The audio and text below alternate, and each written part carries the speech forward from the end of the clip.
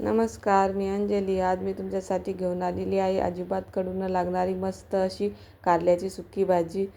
आपण मसाला वापरून ही भाजी केलेली आहे. मसाला कसा बनवायचा ते सर्व टिप्स सांगितलेले आहेत. त्यासाठी व्हिडिओ शेवटपर्यंत बघा. इथे मी फ्रेश अशी गावरान कारली घेतलेली आहेत. ती आता आपण बारीक कट करून घेऊ. तर इथे मी उभ्या स्लाईसमध्ये कट करून घेतलेली आहेत. सर्वात अगोदर आपण ही कारली वाफवून घेणार आहोत. त्यासाठी इथे मी कढईमध्ये 1 पळी तेल घातलं. आता ही कट केलेली कारली तेलामध्ये 1 मिनिटभर छान परतून घेऊ. आता याच्यामध्ये घालू अर्धा चम्मच हळद. व्यवस्थित मिक्स करून घेऊ. आता थोडंसं मीठ घालू आणि परत एकदा छान परतून घेऊ. मीठ आणि हळद पूर्ण कारल्याला व्यवस्थित लागली गेली पाहिजे त्या पद्धतीने परतून घ्यायचं. थोडासा पाण्याचा शिडकावा मारायचा आणि याच्यामध्ये अर्ध्या लिंबाचा रस घालायचा. लिंबाचा रस घातल्यामुळे अजिबात कडू होत नाही कारले. आता व्यवस्थित मिक्स करून घेऊ आणि या कारल्याला 4-5 मिनिटं झाकून छान वाफवून घेऊ.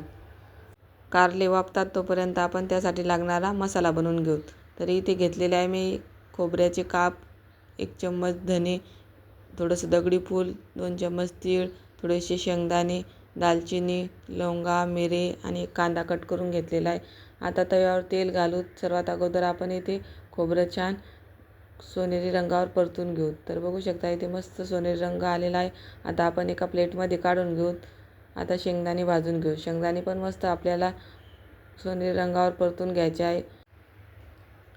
शेंगदाणे पण मस्त परतल्या गेलेले आहेत. आता आपण त्याच प्लेटमध्ये काढून घेऊ. आता तेलामध्ये लगेचच दगडी फूल घालू. तेल व्यवस्थित गरम झालेले आहे. आता पटापट मसाले भाजले जातात. लगेचच दगडी फूल काढून घेऊ.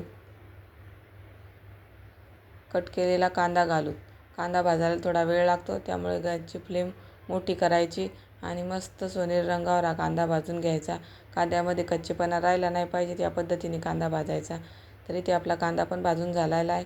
आता 1 वाटी धने घेतलेले आहेत ते भाजून घेऊ.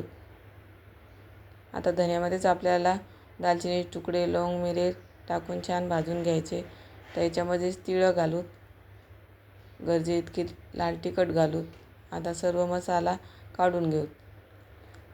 मसाला गार होत आहे तोपर्यंत आपण बघूत कारले छान वाफवलेत का. तर थोडंसं बोटाने दाबून बघू. तर बघू शकता मऊसूत झालेलं आहे आता कारलं. आता गॅस बंद करू.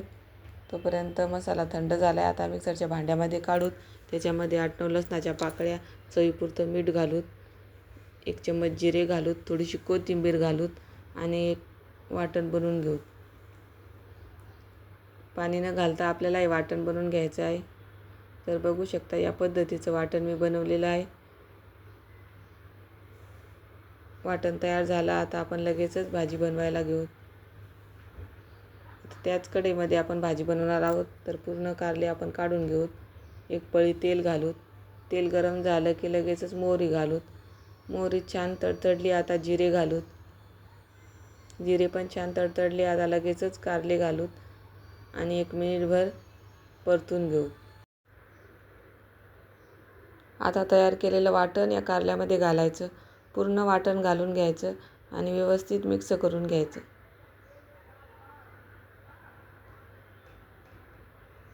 पूर्ण कारल्याला हे वाटण लागले गेलं पाहिजे या पद्धतीने मिक्स करून घ्यायचं.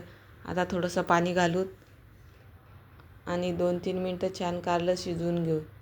कारला अगोदरच आपण मऊ होईपर्यंत वाफवून घेतलेला आहे, पण मसाल्याची चव कारल्यामध्ये उतरण्यासाठी परत त्याला थोडंसं पाणी घालून शिजवून घ्यायचं. आता परत थोडासा लिंबाचा रस पिळून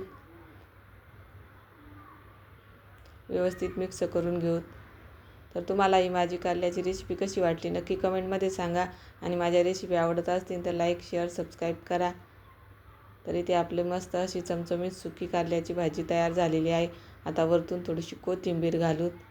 मिक्स करून घेऊ. तर इथे तयार झालेली आहे मस्त अशी कारल्याची चमचमीत मसाला भाजी.